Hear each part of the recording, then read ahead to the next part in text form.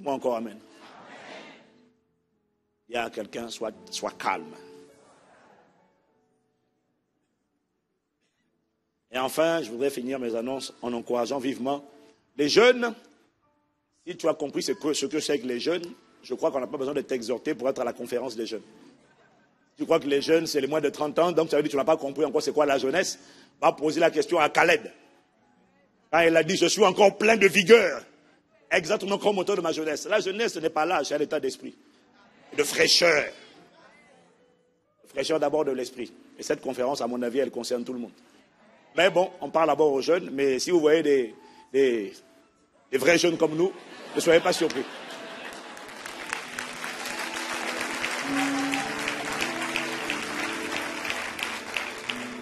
Le pasteur Karambri a osé dire que j'étais à Abidjan, Ivan et Mohamed, c'est la génération intermédiaire. Et puis il dit, les jeunes et puis la génération intermédiaire. Je dis, ah ça c'est sans effet. Moi je suis jeune moi aussi, sans effet. D'ailleurs la preuve c'est qu'à chaque fois tu m'appelles jeune homme, alors donc je suis jeune. Voilà. Dis-moi gloire à Dieu. Il sera encore avec nous à Impact Conférence par la grâce de Dieu. Quelqu'un me dit encore amen. D'ailleurs, à propos d'Impact Conférence, nous avons une vraie problématique, c'est la place. Les 2 premiers cultes, vous ne le savez pas, vous qui êtes ici, sont pleins juste dans les salles annexes. Donc ça veut dire que faire la conférence ici, c'est un sujet de frustration pour la plupart, pour plus des 2 tiers. Il y a 1 tiers seulement qui peut s'asseoir. Sans compter que cette semaine, nous aurons un événement spécial. S'il plaît à Dieu, nous aurons l'ordination de plusieurs catégories de pasteurs. Tous les pasteurs de nos campus, tout le monde, et tous les pasteurs actuels et tous les pasteurs qui seront nommés pasteurs, tout le monde va prêter serment. Ça va être une cérémonie solennelle et officielle, et nous allons, avec le pasteur Cambry, le pasteur Mohamed, avec... Cette année, le pasteur Greg a accepté de modifier son programme pour être encore avec nous.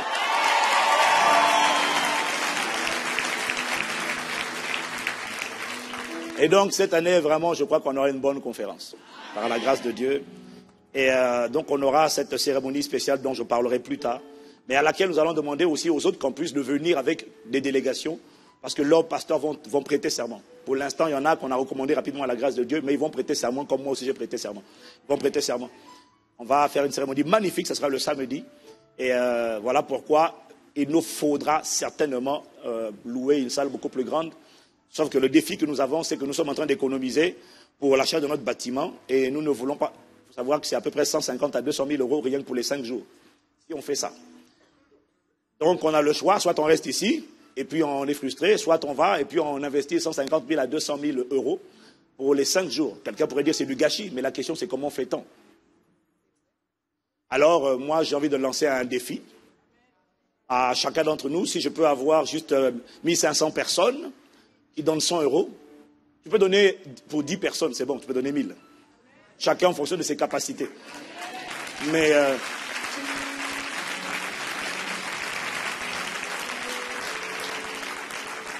on n'a jamais fait un événement dont on sort déficitaire, jamais. Depuis qu'ICC existe, jamais. Jamais. C'est-à-dire, ce que ça veut dire, c'est que chaque événement doit être financièrement pourvu. Par nos offrandes, évidemment. Dis Amen. Et Dieu a toujours fait grâce et Dieu a toujours convaincu les cœurs de semer. Alors moi j'ai besoin de 1500 personnes et sur Internet et dans les autres campus également, c'est pareil. Non, mais pas 1500 à 2000 qui vont donner 100 euros. Et avec ça, on prend une grande salle de 3000, minimum 3000 places, sans stress, sans pression. Amen.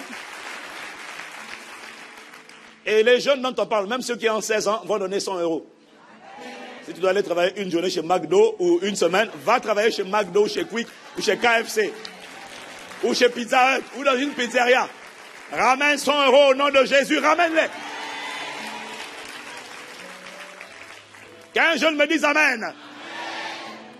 Tout le monde doit se débrouiller pour apporter ça. Dieu donne de la semence au semeur, il te donnera cette semence au nom de Jésus.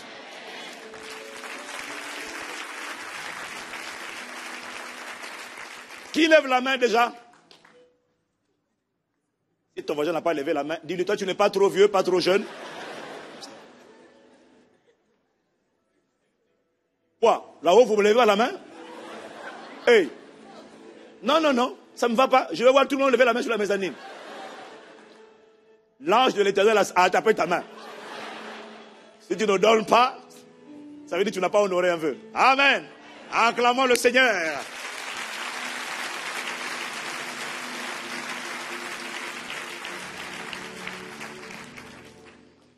Ok. Quelqu'un me dit encore Amen.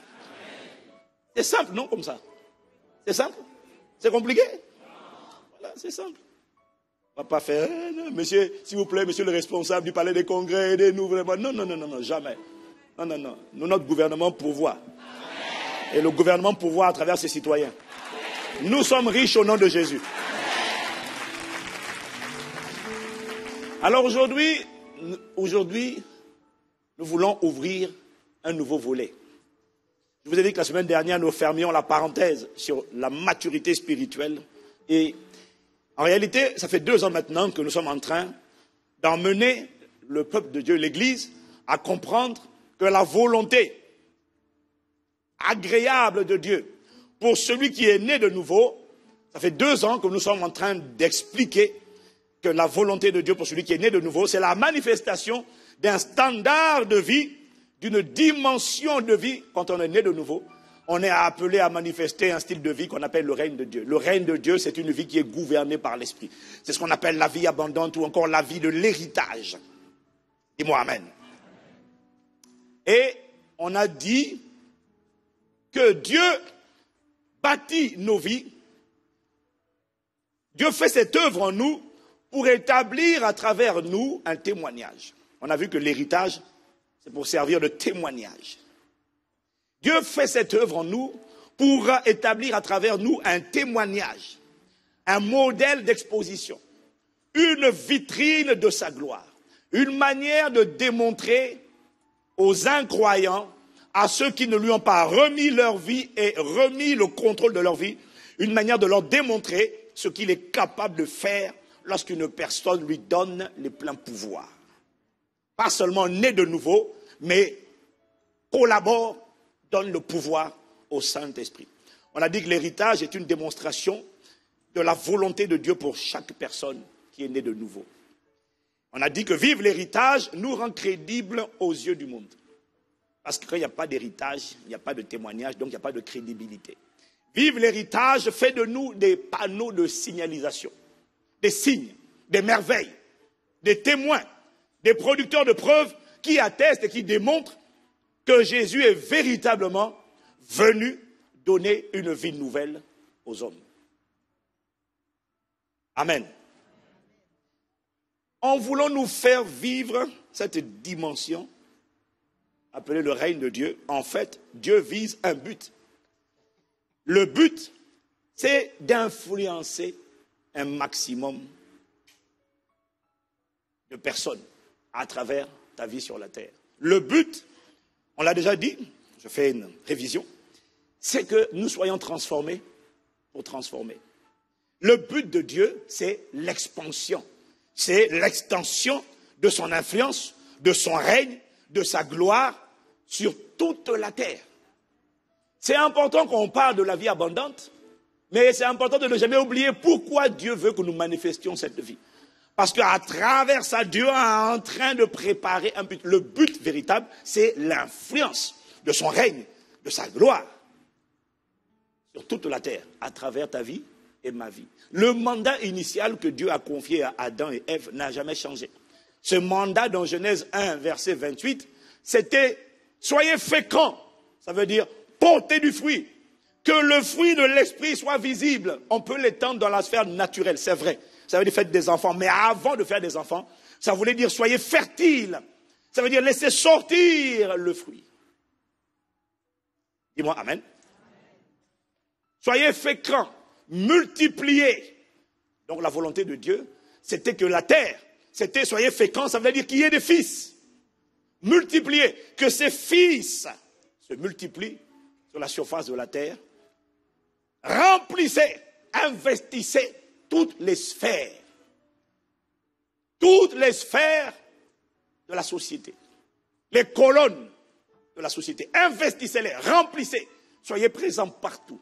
Soyez présents dans l'économie, dans la finance, dans l'éducation, dans les médias, dans le divertissement, dans le sport. Soyez présents partout. Ce sont les colonnes, les 7 colonnes de chaque société. Ceux qui sont à la tête de ces colonnes sont ceux qui édictent les standards que les autres vont capter. Est-ce que quelqu'un me suit? Voilà pourquoi Dieu veut que son peuple remplisse, investisse, envahisse. Il n'y a pas d'endroit où on n'a pas trouvé d'enfants de Dieu. Mais pas seulement des népios, des technon, des youos. On doit trouver des fils. On doit les trouver dans la politique. On doit les trouver dans l'économie. Pourquoi?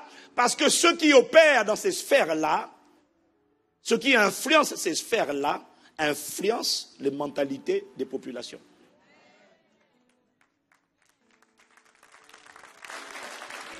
Soumettez, assujettissez la terre et dominez. Ça, c'était le mandat que Dieu a confié à Adam. Ce mandat n'a jamais changé. Jésus, le dernier Adam, est venu remettre l'homme en selle. Remettre l'homme dans la course pour accomplir ce mandat. Dominer, gouverner la terre. Il n'a pas dit dominer vos semblables. Il a dit dominer la terre. Il n'a pas dit dominer vos frères et vos sœurs. Ça, c'est une perversion du mandat de domination. Est-ce que quelqu'un me suit? Est-ce que quelqu'un me suit? Et c'est ça que Jésus est venu rétablir. Il est venu engendrer pour Dieu son Père. Apocalypse chapitre 5 au verset 9 à 10 nous dit, et il chante un cantique nouveau disant, tu es digne de prendre le livre et d'en ouvrir les sceaux, car tu as été immolé. Et tu as racheté pour Dieu par ton sang de toute tribu et langue et peuple et nation. Tu les as fait rois et sacrificateurs. C'est la version Darby qui dit ça. Tu les as fait rois et sacrificateurs pour notre Dieu et ils régneront sur la terre. Moi, je ne sais pas pour toi, mais ça me concerne. Waouh! Ça, c'est clair.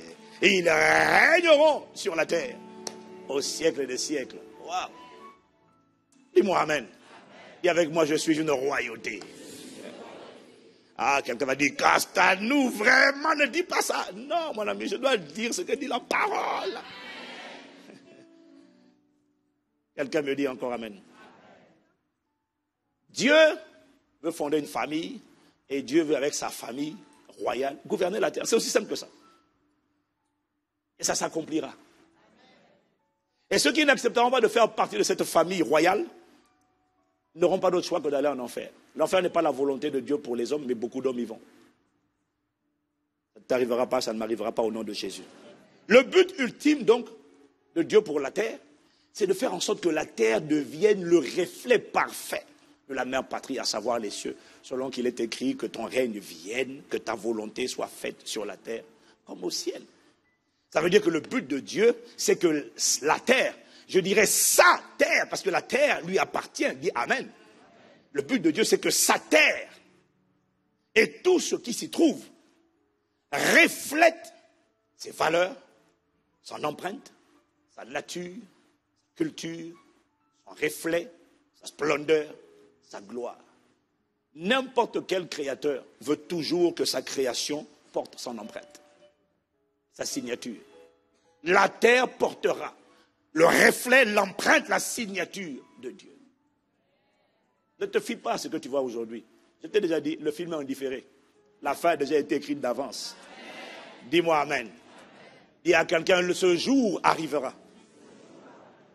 Et d'après Ésaïe 11, versets 6 à 9, ce jour-là, il dit, Ésaïe 11, 6 à 9, écoute, le loup habitera avec l'agneau. Et la panthère couchera avec le chevreau, le veau. Le jeune lion et le bétail qu'on engraisse vivront ensemble. Et un jeune garçon les conduira. La vache et l'ours vient manger la vache aujourd'hui. Et ce jour-là, la vache et l'ours auront un même pâturage. Leurs petits, un même enclos. Et le lion mangera de la paille comme le bœuf. Le nouveau-né s'amusera sur le nid de la vipère. Et le petit enfant mettra sa main dans la grotte du cobra. On ne commettra ni mal ni destruction sur toute ma montagne sainte, car la terre sera remplie de la connaissance de l'Éternel, tout comme le fond de la mer. Waouh, est recouvert par les eaux. Waouh! Toi qui n'as pas acclamé à cette parole, je ne sais pas à quoi tu as... Ah! Les katamasakatalama. Waouh! Les animaux n'étaient pas méchants au commencement. C'est le péché qui a causé un chaos sur la terre. Et qui a poussé le lion à dire, si je te vois, je te mange. C'est le péché. Au commencement, il n'en était pas ainsi.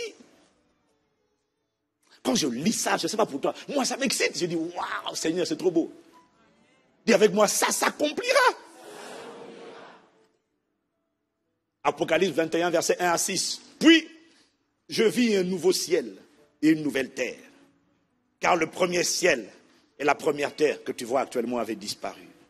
Et la mer n'était plus. Et je vis descendre du ciel d'auprès de Dieu la ville sainte, la nouvelle Jérusalem, préparée comme une épouse qui s'est parée pour son époux. Et j'ai entendu du trône une forte voix qui disait, voici le tabernacle de Dieu avec les hommes. Il habitera avec eux et ils seront son peuple. Et Dieu lui-même sera avec eux. Il essuiera toute larme de leurs yeux et la mort ne sera plus. Et il n'y aura plus ni deuil, ni cri, ni douleur, car les premières choses ont disparu. Et celui qui était assis sur le trône dit, voici, je fais toutes choses nouvelles. Et il dit, écris, car ces paroles sont certaines et véritables. Et il me dit, c'est fait. Je suis l'alpha et l'oméga, le commencement et la fin. Wow! J'acclame la perfection de tes desseins. J'acclame la perfection de ta sagesse. Waouh!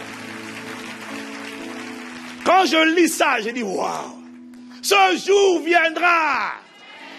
Non, il a annoncé à l'avance. Dis-moi amen. La gloire de Dieu remplira la terre. Alors, vous voyez, il est bon de se rappeler régulièrement pourquoi, après notre nouvelle naissance, Dieu ne nous a pas évacués ou rapatriés immédiatement au ciel. Non, on l'a compris, c'est parce qu'il y a un travail à faire. Il y a des œuvres bonnes à manifester. Il y a des desseins divins à manifester dans notre génération. Il y a une bonne nouvelle à annoncer aux nations. Il y a des cœurs brisés à guérir. Il y a des jougs à détruire. Il y a des fardeaux à ôter. Il y a des perdus à ramener à la maison. Il y a une bonne odeur de Christ à répandre sur la terre. Il y a une influence à répandre dans toutes les sphères d'influence de la société dont j'ai parlé tout à l'heure. Il y a une influence qui doit se répandre, un peuple qui doit remplir d'abord. Voilà pourquoi Dieu nous garde sur la terre. Dis-moi amen. Dieu n'est pas satisfait tant que ta vie et ma vie ne contribuent pas à influencer les nations de manière à leur donner envie de suivre Christ. Parce que le but, on a dit que l'influence, en réalité, c'est le discipolat. Le but, c'est que nos vies contribuent à faire des nations des disciples de Jésus. C'est qu'à travers nous, les nations nous suivent comme nous suivons Christ. Ainsi, l'esprit qui est en nous va les envelopper et les rendre amoureux de Jésus.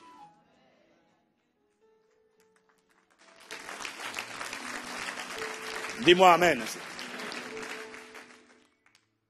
Pour nous préparer, pour nous emmener, à exercer cette influence, dis à quelqu'un, ta vie doit influencer. Pour nous préparer à exercer et à étendre l'influence de Christ, parce que c'est le but ultime. Nous avons dit que Dieu, lorsque nous naissons de nouveau, nous fait suivre une trajectoire bien précise. L'enfant né de nouveau, on a dit, doit grandir, doit se muscler, doit mûrir avant de travailler. On a défini la maturité spirituelle comme étant une étape incontournable avant de parvenir à influencer.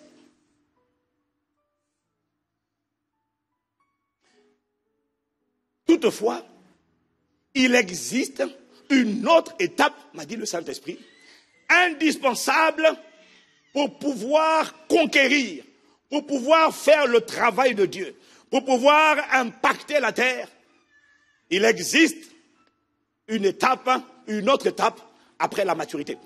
Vous remarquerez que dans les gouvernements terrestres, lorsqu'un enfant approche l'âge de la majorité, c'est à ce moment-là qu'on place cet enfant, on le positionne dans un cursus, dans une trajectoire où il va apprendre désormais il va suivre ce qu'on appelle une formation. Que cette formation soit une formation spécialisée ou une formation généraliste, mais dès qu'un enfant approche la majorité, on le prépare à travers une formation ou un cursus de formation. Voilà pourquoi il y en a qui vont à l'université, d'autres vont dans les lycées techniques, etc. Mais le maître mot, c'est formation. Est-ce que quelqu'un me suit? Et le but de la formation, c'est de préparer l'enfant à travailler. Ça, c'est sur le plan terrestre, naturel. Est-ce que quelqu'un me suit?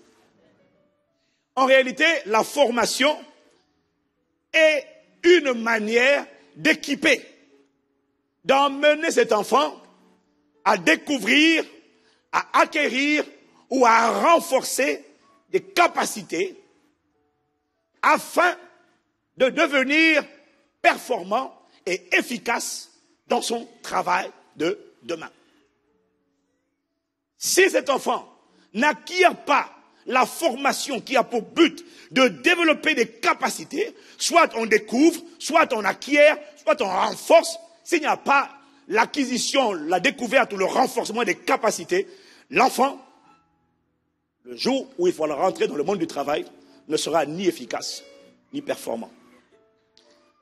En réalité, cet ordre des choses a été inspiré par la sagesse de Dieu, parce que le Saint-Esprit m'a dit, c'est exactement ainsi que Dieu opère. Qu'est-ce que je suis en train de vous dire? Je suis en train de vous dire que de la même manière que sur le plan naturel, dans le plan spirituel, il existe entre la maturité spirituelle et le travail le plus important sur la terre, le travail de conquête et d'influence, il existe une étape intermédiaire indispensable, dis avec moi indispensable, à celui qui veut influencer efficacement, conquérir efficacement, il y a une étape intermédiaire qu'on appelle en anglais, c'est un mot français maintenant, empowerment. D'autres ont traduit, notamment la Banque mondiale, par la capacitation. En réalité, je suis en train de vous parler du revêtement ou de l'onction. Dis-moi amen.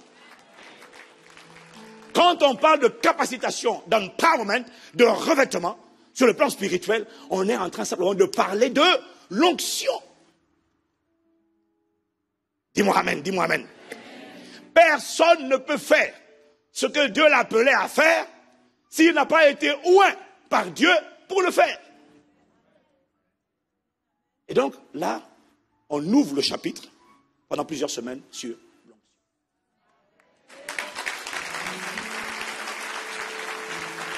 Alors, je sais une chose. Chaque fois que Dieu m'annonce une parole, je ne sais jamais où je vais. Je vous confirme que je ne sais pas. Là, je ne sais pas. Mais je sais une chose. C'est qu'à la fin, je suis convaincu qu'il va y avoir des dimensions d'onction qu'on n'avait jamais vues ici. Certaines personnes recevront, activeront l'onction. D'autres renforceront, ranimeront l'onction. D'autres multiplieront. D'autres intensifieront. D'autres augmenteront. Je ne sais pas, mais je sais que chaque fois que Dieu annonce une parole, c'est pour amener le peuple à opérer dans cette dimension. Si tu crois que c'est pour toi, tu peux déjà acclamer.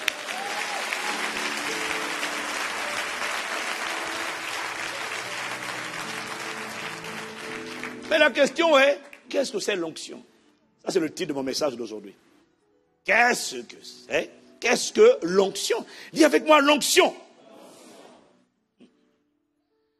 L'onction vient du mot grec chrisma. En fait, c'est l'onction qui engendre, c'est le chrisma qui engendre le Christos. On appelle le Christ. Je répète, c'est l'onction qui engendre loin.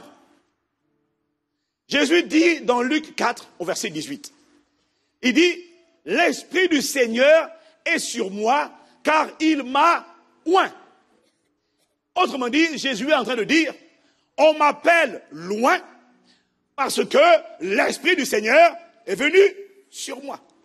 Si l'Esprit du Seigneur ne vient pas sur moi, on ne m'appelle pas loin. Donc, il y a un loin parce qu'il y a l'Esprit du Seigneur qui vient sur la personne. Loin, c'est lorsque, loin en grec, c'est Christ. En fait, c'est Christos. En français, on l'a traduit par Christ. Dis avec moi Christ. Loin, c'est lorsque l'Esprit du Seigneur vient envelopper, habiter, inonder un être humain. C'est ça qui fait Christ. C'est pour ça qu'on a toujours dit que Jésus est la première manifestation de Christ sur la terre. Quand Jésus est parti, Christ n'est pas parti, Christ est resté, et après Jésus, il a commencé à remplir et à revêtir plusieurs. C'est pour ça que l'Église est le corps de Christ. Dis-moi Amen. Dans l'Ancien Testament, c'est lorsque l'huile était répandue sur le corps de la personne, c'était soit un roi, soit un prophète, soit un sacrificateur, lorsque l'huile coulait sur lui, que la personne devenait ointe. Est-ce que quelqu'un me suit? Donc, il faut comprendre, il n'y a pas d'oint sans l'onction. Jésus dit, l'Esprit du Seigneur est sur moi car il m'a oint. Ça veut dire, qui est l'onction? L'Esprit du Seigneur. C'est lui qui oint. Et tu me suis dit Amen. Qui est l'onction? C'est l'Esprit du Seigneur, c'est-à-dire le Saint-Esprit.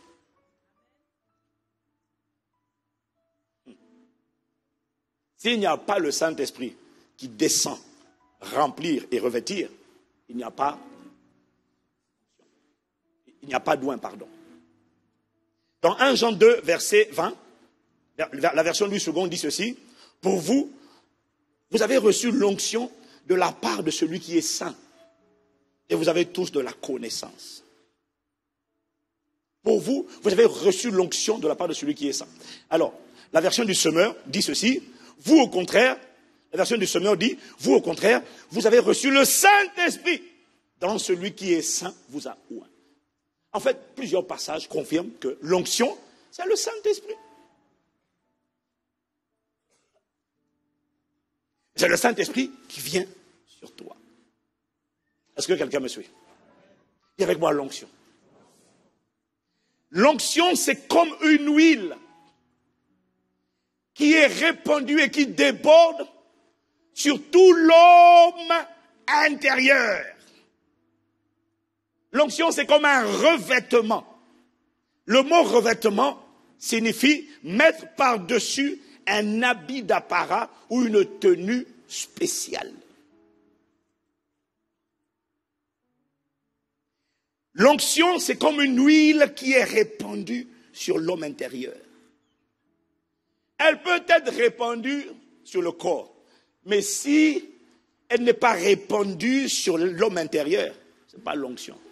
Ce que je veux dire par là, c'est que quelqu'un peut très bien te faire une cérémonie en prenant une corne ou en prenant un seau ou une bouteille et mettre sur toi et te laver avec ça. Ça ne veut pas dire que c'est l'onction.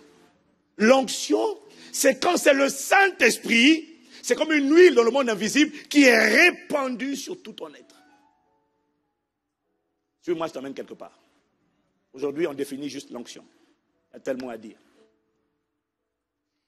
Et quand cette huile, quand ce revêtement vient, il te confère une capacité, une puissance surnaturelle pour opérer et faire la différence.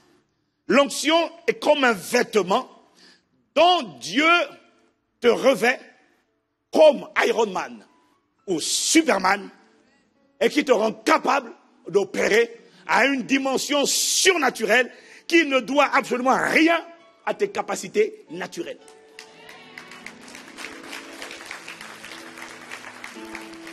Pour l'instant, on va expliquer d'abord c'est quoi l'onction. Dis avec moi l'onction. Sans ce revêtement,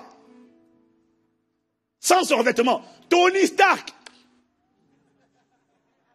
le héros de Iron Man, ou Clark Kent, héros de Superman, sans ce revêtement, ils sont des gens complètement ordinaires.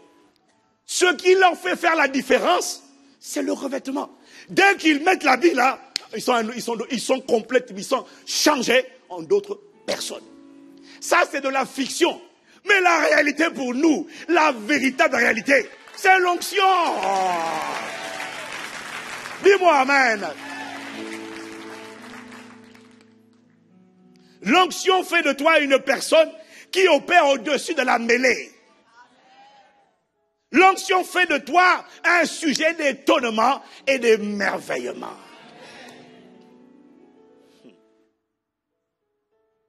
L'onction, c'est une influence, une force qui te saisit, qui t'enveloppe et qui te rend capable de faire des exploits.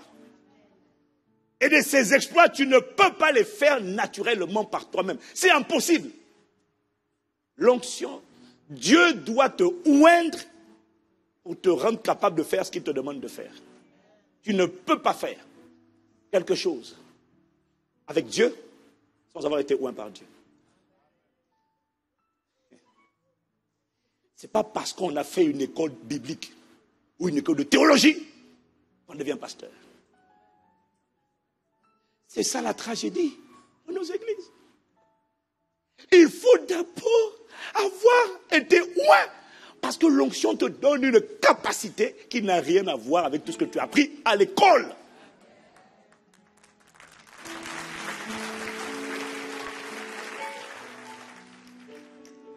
Lorsque le Saint-Esprit descend sur toi, le Saint-Esprit, lorsqu'il descend comme à la Pentecôte, et que tu commences à expérimenter le baptême, on verra plus tard que l'onction commence au baptême du Saint-Esprit. Pas à la nouvelle naissance. À la nouvelle naissance, tu es né de nouveau. Tu es né d'esprit, mais tu n'es pas rempli, immergé, jeté dans l'esprit.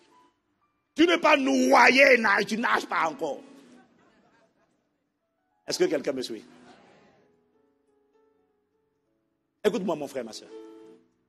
Lorsque le Saint-Esprit descend sur toi, lorsque tu vis ta Pentecôte, je t'expliquerai la semaine prochaine comment Jésus a vécu sa Pentecôte.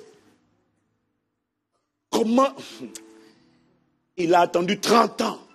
Mais quand sa Pentecôte a eu lieu, sa Pentecôte à lui a eu lieu avant nous tous. Quand l'Esprit est descendu sur lui, comme une colombe, c'est là que tout a changé. Il y a des choses que tu n'as pas comprises. Le problème, c'est que ça peut se produire, mais quand tu n'as pas compris, quand tu négliges, ça ne peut pas opérer. Oh, Seigneur, accorde-nous seulement la grâce d'aller. Là, aujourd'hui, on commence seulement. Lorsque le Saint-Esprit descend sur toi à la Pentecôte, jamais le Saint-Esprit ne te laisse indifférent. Que tu le vives ou tu ne le vives pas, que tu le manifestes ou tu ne le manifestes pas, lorsque le Saint-Esprit descend, à commencer par lors du baptême du Saint-Esprit, quelque chose de fort s'est passé. Maintenant que tu le manifestes ou pas, il n'empêche que quelque chose de fort s'est passé. L'influence de l'onction du Saint-Esprit, c'est comme l'influence du levain dans la pâte. Matthieu 13, verset 33. Matthieu 13, verset 33. Il leur dit cette autre parabole. Le royaume des cieux, rappelle-toi que le royaume des cieux, c'est le Saint-Esprit. Le royaume des cieux est semblable à du levain, de la levure, qu'une femme a pris et a mis dans 3 mesures de farine jusqu'à ce que toute la pâte soit levée. La particularité du levain dans la farine, c'est que quand le levain vient dans la farine, le levain ne se fait pas remarquer, il est invisible, il est transparent, mais soudainement, la pâte augmente. Et ici, il dit que l'influence du Saint-Esprit, lorsqu'il vient se poser sur toi, et lorsqu'il vient te remplir à la Pentecôte, produit le même effet. Ça ne se fait pas remarquer. en réalité,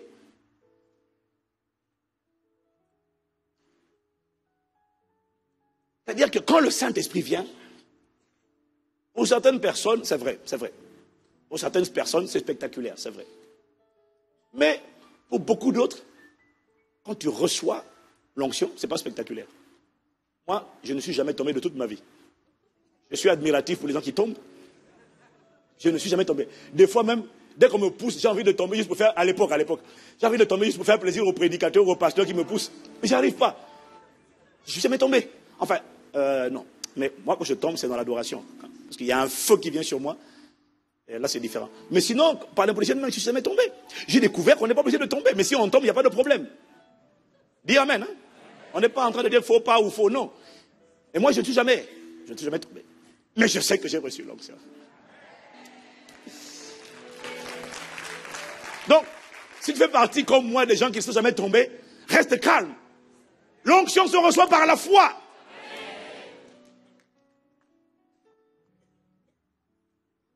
Quelqu'un me dit amen. Il y a avec moi l'onction. Vous savez, le problème aujourd'hui, c'est que nous n'avons pas compris c'est quoi l'onction dans l'église. Pour plusieurs d'entre nous, on a tellement été embrouillés avec ce mot onction que même moi-même j'ai lutté pendant longtemps avec le mot onction. On n'a pas compris le but de l'onction, on n'a pas compris les effets, on n'a pas compris les caractéristiques, on n'a pas compris comment on active l'onction, on n'a pas compris comment on fait croître l'onction, comment on protège l'onction. On n'a pas compris. On a tellement parfois été embrouillés que la plupart des chrétiens se disent que si dans leur vie, ils ne voient pas des sourds entendre, des aveugles voir et des paralytiques marcher, ils n'ont pas l'onction. C'est ça que les gens pensent. Si je ne vois pas ça, je n'ai pas l'onction. Est-ce que quelqu'un me suit? Or, la réalité, c'est que quand le Saint-Esprit descend, il ne se manifeste pas dans la vie de tout le monde de la même manière. Non. Il ne se manifeste pas de la même manière. Mais ça m'a embrouillé.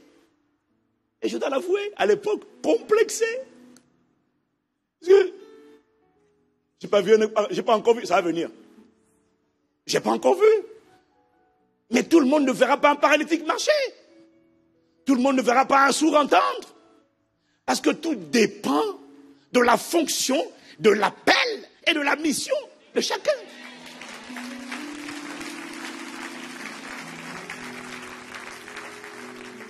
Le problème, c'est que partout, quand les prédicateurs parlent de l'onction, tu veux l'onction, c'est uniquement pour faire marcher les paralytiques.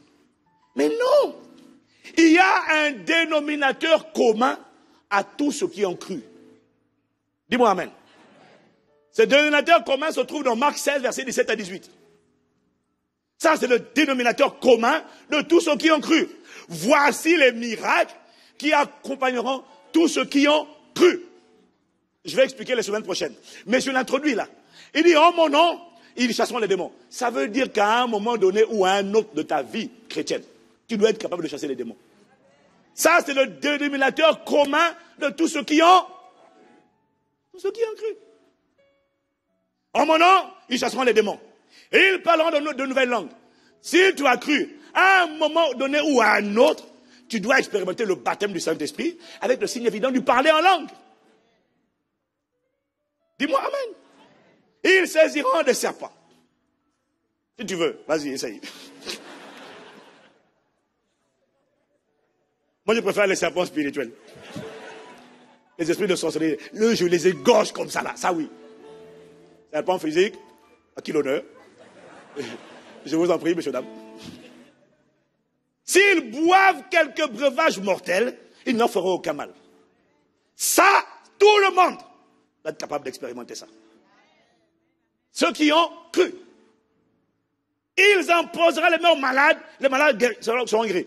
Tous ceux qui ont cru doivent être capables de manifester, d'opérer à la dimension du dénominateur commun.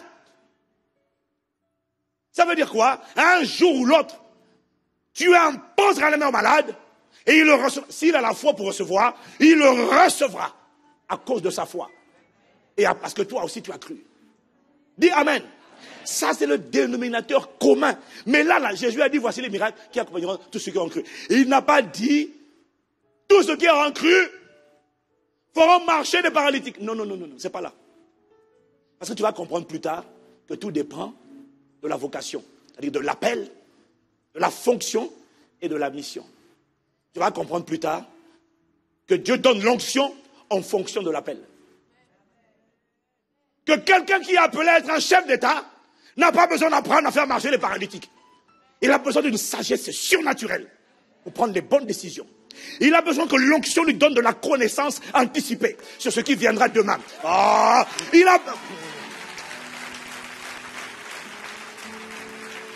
Dis-moi Amen. Si on ne lui explique pas ça, quand il sera chef d'État, il va regarder les autres. Il va dire, moi je n'ai pas l'onction. Alors qu'à travers la manière dont le Saint-Esprit le revêt, comme il a revêtu Joseph, comme il a revêtu Daniel, une sagesse surnaturelle est sortie de Joseph pour diriger un pays. L'Esprit du Seigneur était sur lui. Est-ce que quelqu'un me suit?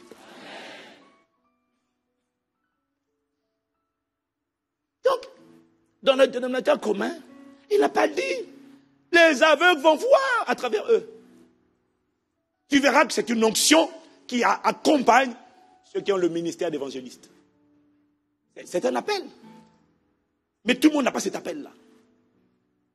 Tu vas te rendre compte quand tu lis Pierre, que l'onction qui s'est manifestée, c'est le même Saint-Esprit. Mais la manière dont il s'est manifesté à travers Pierre, c'était l'ombre de Pierre qui guérissait les malades. Pareil pour Paul. Mais tu vas voir que l'ami de Pierre, appelé Jean, lui, la manière dont le Saint-Esprit l'habillait, c'était le prophétique. L'onction de Jean était une onction prophétique. L'onction de Pierre était une onction d'évangéliste et d'apôtre. Mais Pierre aussi était apôtre. Mais la manière dont le Saint-Esprit l'utilisait, c'était surtout dans le prophétique. Il avait des visions, des songes, des extases. Il a vu des choses que personne n'a vues. Et qui l'a mené à écrire le livre d'Apocalypse, que personne n'a écrit. Maintenant, tu imagines un peu Jean regarder Pierre et dire, ah, moi j'aurais aimé avoir ton onction. Non! C'est le Saint-Esprit qui équipe en fonction de l'appel de chacun.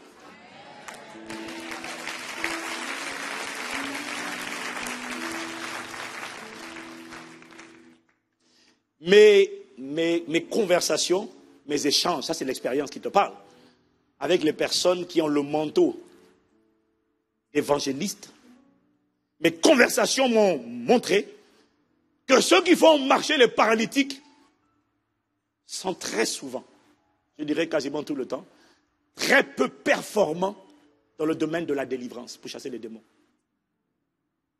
Parce qu'il y a des démons et puis il y a des démons. Il y a des démons qui partent vite sans problème. Et puis il y a des démons, il y en a beaucoup, qui sont des véritables intrigues. Et là, tu vas te rendre compte, et ça c'est mon expérience qui a vu ça, les évangélistes peuvent faire du bruit. Mais là, tu as besoin de quelqu'un qui opère dans le prophétique.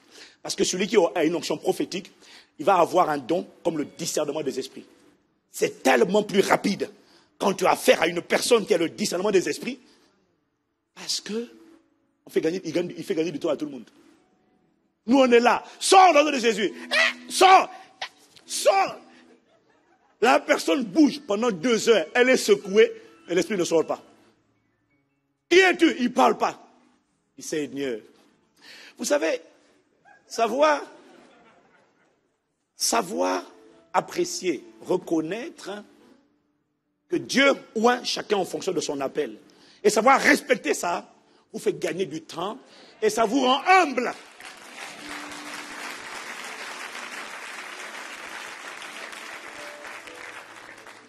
Ça te rend humble. Parce que moi, mon onction, beaucoup de gens l'admirent. Parce que tu dois comprendre une chose. Tout ce que Dieu t'appelle à faire exige une capacité qui vient de Dieu lui-même. Et ça, l'onction. Dis Amen. Est-ce que tu sais qu'une église ne se remplit pas par hasard? Il faut une onction pour attirer ça. Oh. Est-ce que tu sais qu'on n'attire pas les finances par hasard? Il y a des onctions qui attirent. Quand il n'y a pas cette onction-là, tu rames. Est-ce que tu sais que même pour chanter, ce n'est pas avoir appris à chanter. Il faut être loin pour chanter. Est-ce que tu sais que même jouer, même un musicien, il y a une différence entre un musicien et un musicien ouin. Quand un musicien est ouin, les sons qu'il émet, comme David, comment à travers juste un son, un esprit mauvais qui se cramponne à Saül, dès qu'il... C'est pas la musique, c'est l'onction qui était venue sur la...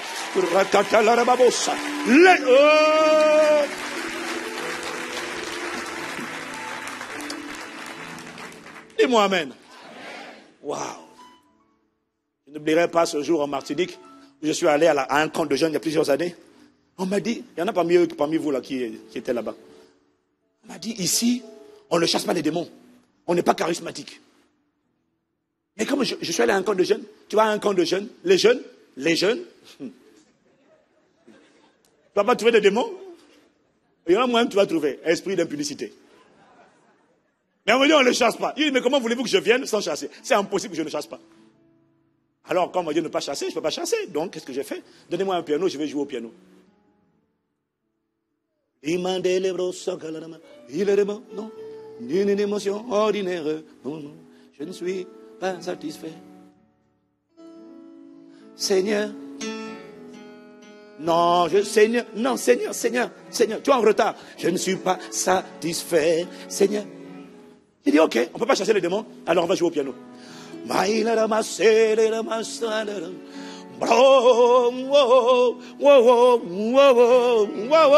J'ai commencé à jouer. Non, je ne peux pas prier en langue aussi, je ne peux pas prier. Alors, je priais en langue hors du micro.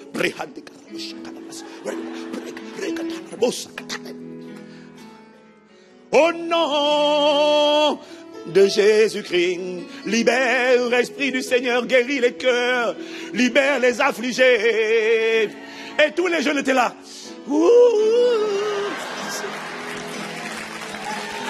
Manifeste-toi, répands ta gloire, brise les jougs, ôte les fardeaux. Ça c'est bon, non? Oui, ça c'est bon, tu peux dire, ça c'est bon. Ça c'est conventionnel.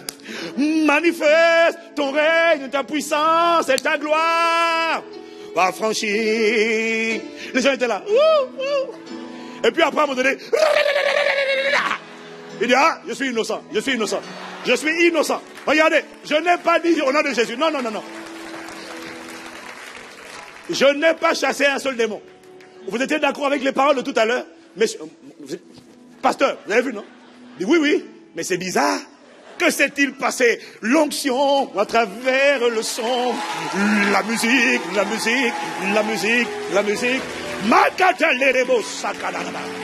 Wow! Onction de Dieu, tu fais la différence. Wow! Dis avec moi l'onction de Dieu. Il faut être loin pour faire ce que Dieu te demande de faire. N'essaie pas de le faire quand tu n'es pas loin. Attends, cherche, supplie, attends. Tu me diras, mon message est contradictoire. J'ai dit allez, je dis attends. Alors, pasteur, on fait quoi? Mais tu sais quand tu es loin. Parce que l'onction suscite l'étonnement. L'onction suscite l'émerveillement. L'onction détruit les jougs. L'onction ôte les fardeaux. Si quand tu fais, rien ne se passe. Aucun joug n'est détruit. Aucun fardeau n'est ôté. Les gens rentrent froids comme des glaçons. Ils sortent froids comme des glaçons. Mon gars, assiste. Interroge-toi. Tu prêches, les cœurs ne sont pas embrasés. Tu exhortes, les gens disent, oh là là, quand est-ce qu'il aura fini? Ouh là là. À l'aide, SOS pompiers, s'il vous plaît. Inventez un feu quelque part et dites, le feu, il faut arrêter la réunion. Ah yes, alléluia. Oh Seigneur, merci, on doit arrêter la réunion. On est désolé, pasteur, on doit partir, il y a le feu. Ça, c'est pour interrompre une prédication. Tu te rends compte, les gens sont en train de prier, il y a un incident. Waouh. Il faut une onction pour tout ce que tu fais pour Dieu ou avec Dieu. Pour diriger, il faut que le Saint-Esprit t'équipe. Pour prier, il faut une onction. Mais tu le sais. Regarde comment tu pries. Pose-toi la question. Est-ce que les gens te disent, est-ce qu'on peut encore prier, s'il te plaît, avec toi? Est-ce qu'ils disent, quand est-ce qu'on finit?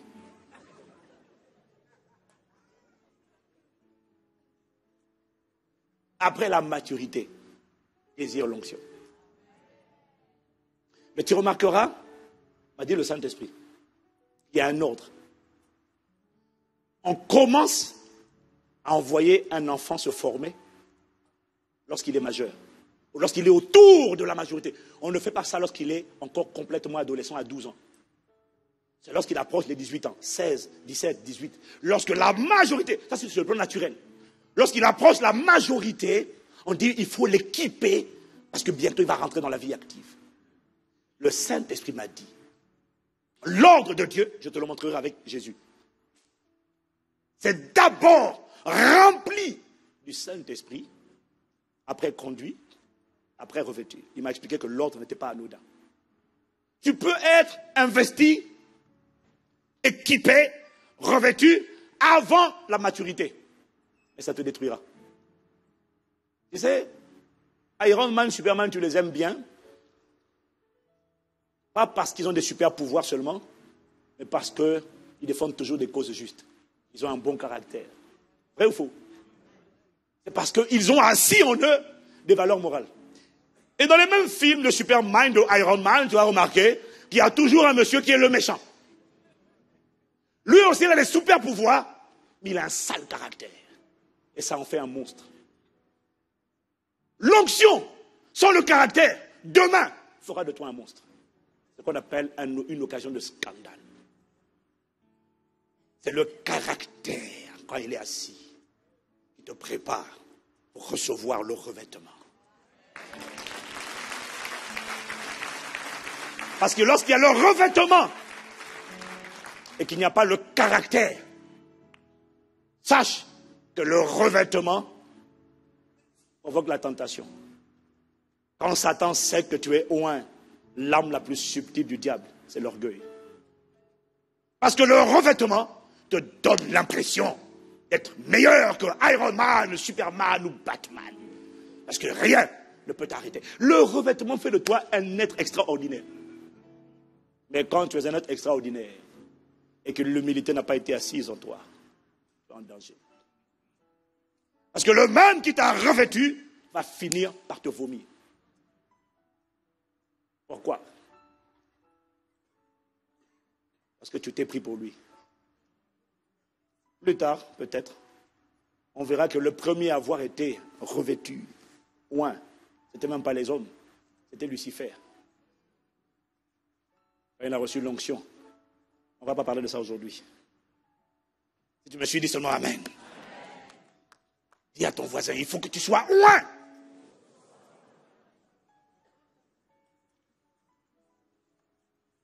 Pour exalter de la part de Dieu, il faut être oint par Dieu. Si Dieu t'a appelé à être un designer, à être un architecte, à être un chirurgien, à être un ingénieur, il faut que tu sois oint. Si c'est l'appel de Dieu dans ta vie, si c'est là que Dieu veut que tu opères, il faut que tu sois oint pour opérer à une dimension supérieure. Le défi de l'Église, les chrétiens n'ont pas compris l'onction. Ils se battent tous pour faire marcher des paralytiques. Et ils ne se rendent pas compte que l'onction, faire marcher les paralytiques, ce n'est pas pour tout le monde. Je vais expliquer les prochaines fois. Comme il m'a expliqué.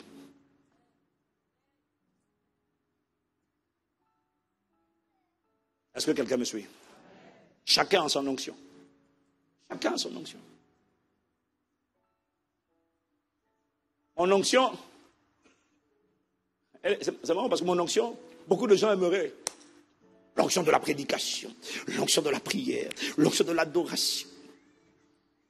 Mais moi, j'ai un frère prophète Dis avec moi, chacun a son onction. J'ai un frère qui est prophète. Quand il me voit, oh, pasteur Ivan, Pépé, oh, oh. Il dit, mais lui, c'est un prophète. Il y a des cas, quand on prie ici, là, quand c'est compliqué, la personne remue, serpent, l'esprit est là. On l'identifie, on lui dit sort, on ne comprend pas pourquoi elle ne sort pas. Pourquoi il ne sort pas? Et Dieu merci, nous croyons à la complémentarité des ministères. Donc, et puis même dans l'église, on a des gens qui ont des dons comme ça.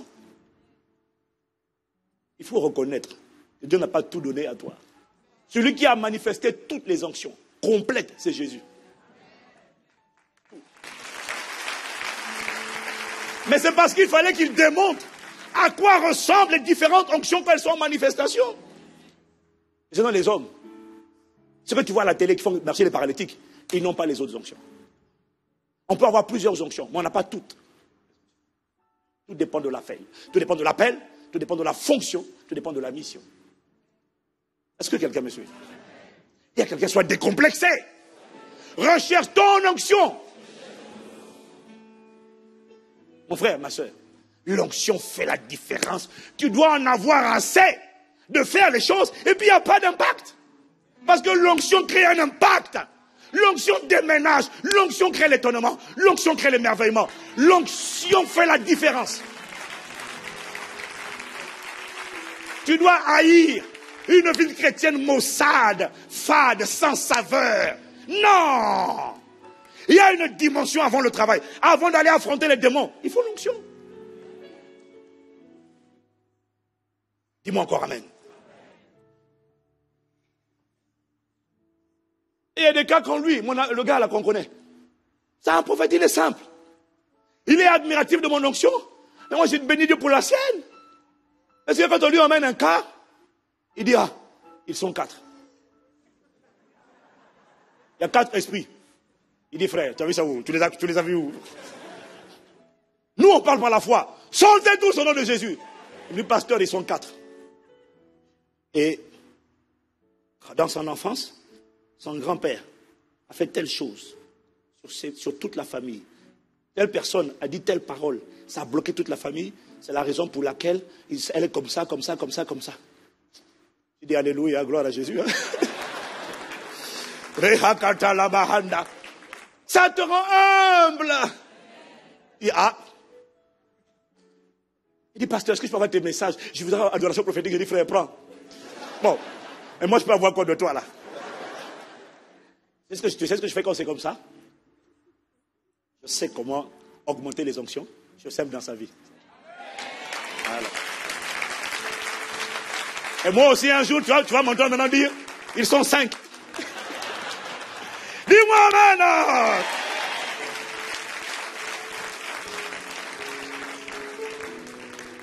Quand tu ne comprends pas que l'onction vient sur quelqu'un en fonction de son appel, de sa mission, de sa fonction, quand tu ne comprends pas ça, tu vas passer ton temps complexé et tu vas passer ton temps à regarder les autres opérer dans leur onction. Le Saint-Esprit m'a dit, le danger, quand tu passes ton temps à admirer ce que Dieu a donné à quelqu'un d'autre, tu ne prendras pas le temps de considérer, valoriser ce que tu as. Tu ne prendras pas le temps de travailler avec ce que tu as. Et quand tu ne travailles pas avec ce que tu as, tu finiras toujours par le perdre. Alors que tu as, quand tu es baptisé du Saint-Esprit, c'est le commencement. Ce n'est pas la fin, mais c'est là que ça commence. Voilà pourquoi tout le monde doit rechercher l'onction. Dis-moi amen. Il me reste encore un peu de temps pour donner juste pourquoi est-il indispensable d'être oint du Saint-Esprit. Mon frère, ma soeur, pour faire simple et rapide, c'est parce que c'est l'onction qui détruit les jougs. Satan est un poseur de jougs. Tu n'as pas remarqué que des fois tu te lèves le matin et puis tu sens que ton esprit, ton homme intérieur, a l'air fatigué, assoupi, somnolent, nonchalant. Ça t'est jamais arrivé? Tu es né de nouveau, mais tu te sens, on dirait, bizarre, fatigué, tu somnoles. C'est un joug qui essaie d'être mis sur toi. Satan est un expert en joug, exactement comme Pharaon. Son travail, c'est d'appesantir, c'est de soumettre, c'est d'accabler, harceler, fatiguer, oppresser, tourmenter. Il essaie d'affaiblir l'esprit. Il essaie d'accabler l'âme. Il essaie d'harceler, de tourmenter l'âme. Il essaie d'affliger le corps avec des maladies. Et la maladie est un joug. Et la seule chose qui permet de détruire les jougs, c'est l'onction. La Bible dit dans Ésaïe chapitre 10 au verset 27, il arrivera en ce jour-là, Ésaïe 10 verset 27, et il arrivera en ce jour, avec la version Darby, on va le lire, et il arrivera en ce jour-là que son fardeau sera ôté de dessus ton épaule et son joug de dessus ton cou, et le joug sera détruit à cause de l'onction. Dis-moi amen. La seule chose qui brise les jougs, c'est l'onction. Quand tu sens que tu es en train d'avoir peur, ce n'est pas le moment de dire, il faut que je partage mes peurs et mes craintes à des psychologues. C'est le temps de te retirer et de chercher l'onction.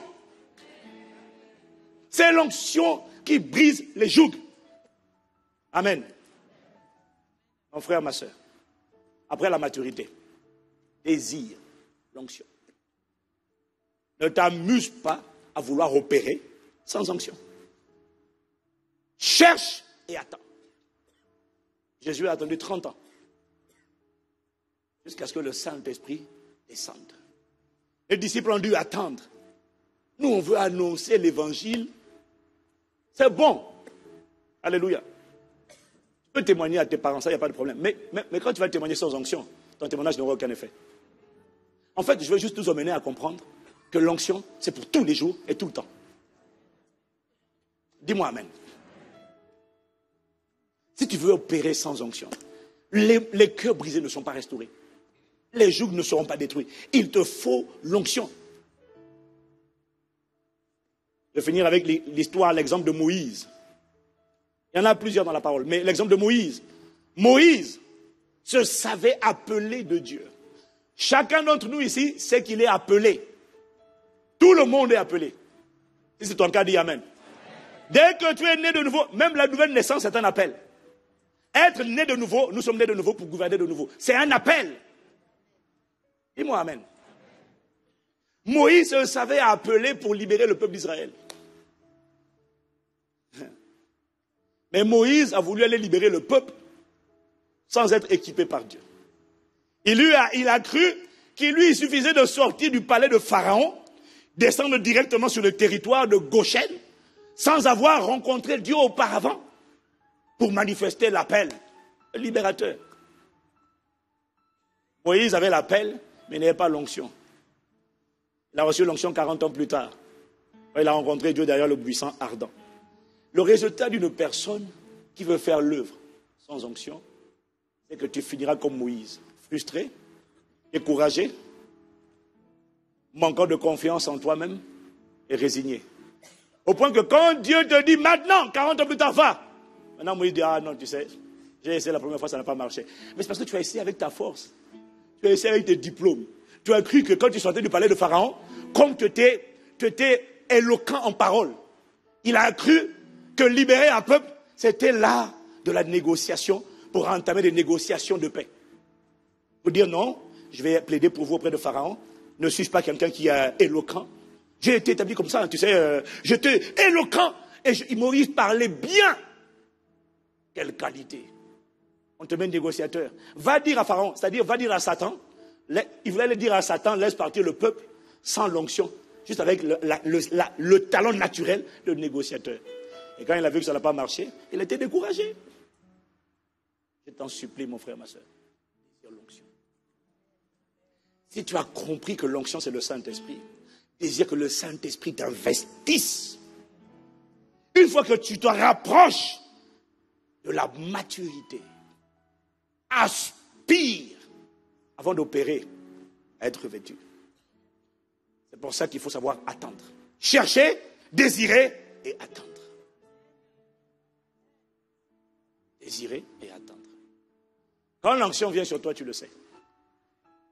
Quand l'onction vient sur toi, tu le sais et le monde le sait. C'est vrai, l'onction grandit. Mais quand elle est déjà là, on sent qu'il y a quelque chose. Dis-moi amen. On sent. Quand il parle, quand il s'exprime, que Dieu suscite des personnes. Le Saint-Esprit m'a dit, vous n'avez tellement pas compris l'onction, que la plupart des gens qui opèrent dans l'aspect professionnel n'ont pas compris que je les ai établis là-bas pour être des signes et des merveilles, pour être des panneaux de signalisation, pour me représenter dans la politique, dans l'économie. Le problème, c'est que tu as beaucoup de chrétiens qui sont dans la politique, l'économie, les médias, le sport, mais sans onction. Seigneur suscite des hommes et des femmes qui vont comprendre, qui vont apprendre à prier et à supplier et à rechercher le Saint-Esprit, pas pour le dimanche à l'église, mais pour faire la différence dans les environnements où tu les as placés.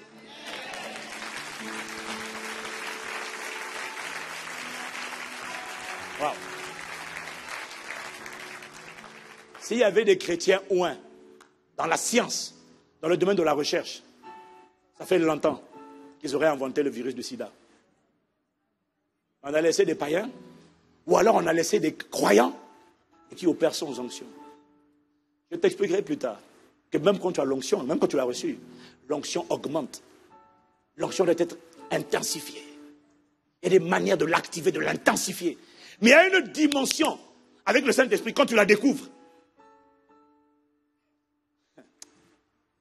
Il commence à te révéler des choses surnaturelles. Tu comprendras plus tard comment l'onction donne la connaissance. Comment l'onction donne la connaissance. Dis-moi amen. Incline la tête avec moi.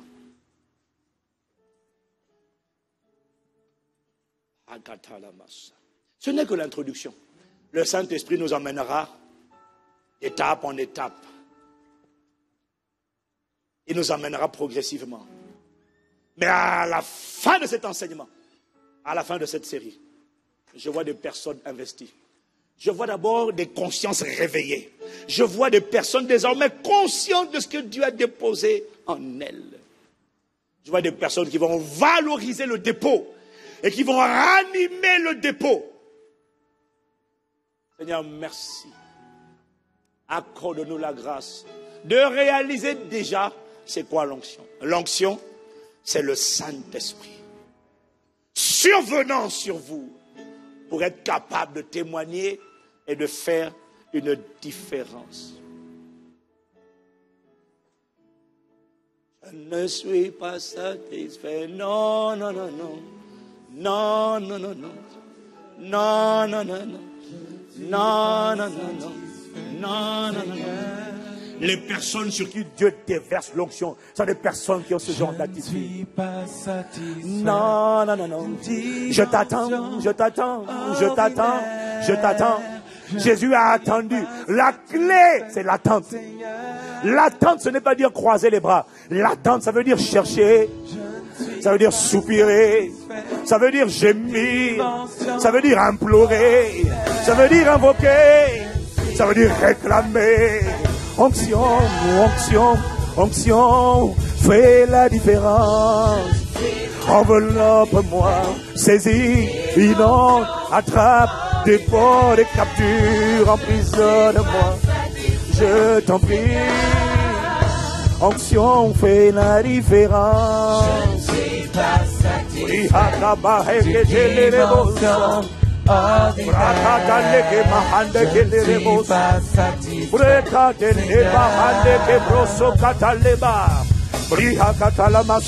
suis pas satisfait.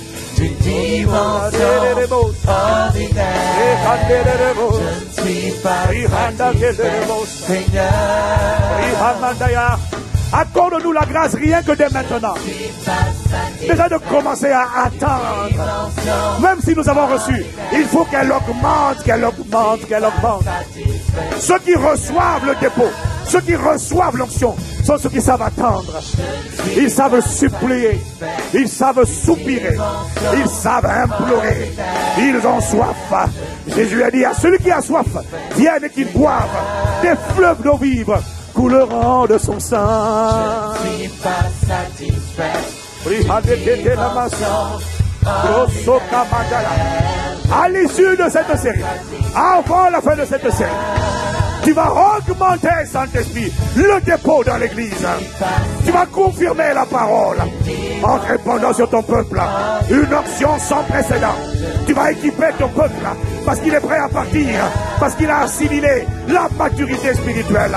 Merci de ce que tu te prépares à armer, tu te prépares à équiper, tu te prépares à revêtir, tu te prépares à investir, tu te prépares à faire une différence radicale et nette, non à travers une personne, mais à travers un peuple, à travers un peuple. Je ne suis pas satisfait, Seigneur.